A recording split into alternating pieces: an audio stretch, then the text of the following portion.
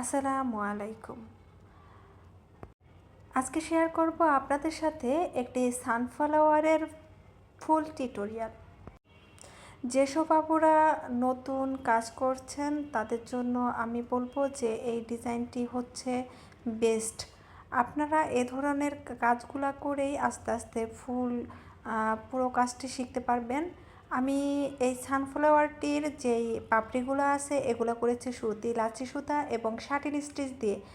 সুতাটা হচ্ছে একটি শেড সুতা। সানফ্লাওয়ারের ভিতরের যেই রঙটা থাকে ওটা মূলত একটি কফি টাইপের শেড থাকে। আমি চেষ্টা করছি একটি কফি কালার সুতা দিয়ে পুরো কাজটি কমপ্লিট করার। ভিতরের যে রেণুগুলো আছে রেণুগুলো হচ্ছে আমি ফ্রেঞ্চ নট স্টিচ দিয়ে করেছি এবং পুরোটা ফ্রেঞ্চ নট দিয়েই ভরাট করেছি যেন দেখতে একদম রিয়েলিস্টিক মনে হয়।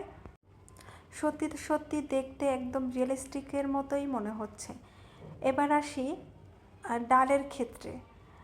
ডালগুলো আমি কি স্টিচ দিয়ে করেছি এটা আপনাদের কাছে প্রশ্ন থাকবে, কমেন্ট করে বলে যাবেন যে আমি ডালটা কি স্টিচ দিয়ে করেছি।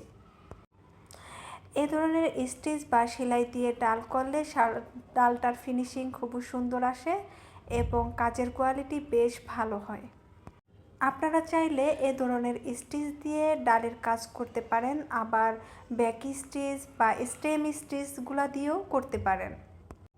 এখন পর্যন্ত যদি আমার ভিডিওর সাথে থাকেন তাহলে আমার চ্যানেলটি সাবস্ক্রাইব করে দিবেন। যদি সাবস্ক্রাইব না করে থাকেন আর একটি লাইক দিয়ে একটি কমেন্ট করে যাবেন যে আপনারা কী ধরনের ভিডিও চান এবং কী ধরনের টিউটোরিয়াল আপনাদের পছন্দ, কী ধরনের কাজ আপনারা শিখতে চান।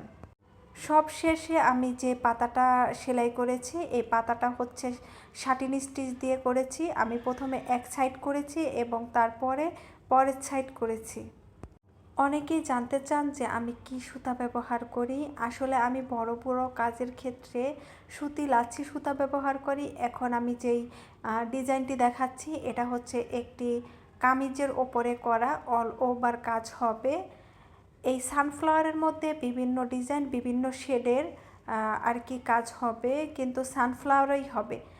আশা করি আমার পেজের সাথেই থাকবেন এবং আমার ইউটিউব চ্যানেলের সাথেই থাকবেন, তাহলে যতগুলো আর কি ফ্লাওয়ার করব সবগুলোই আপলোড করা হবে। আপনারা যদি পছন্দ করেন আপনারা পুরো কাজটি দেখে শিখতে পারবেন যে আমি কিভাবে এই কাজগুলো করেছি।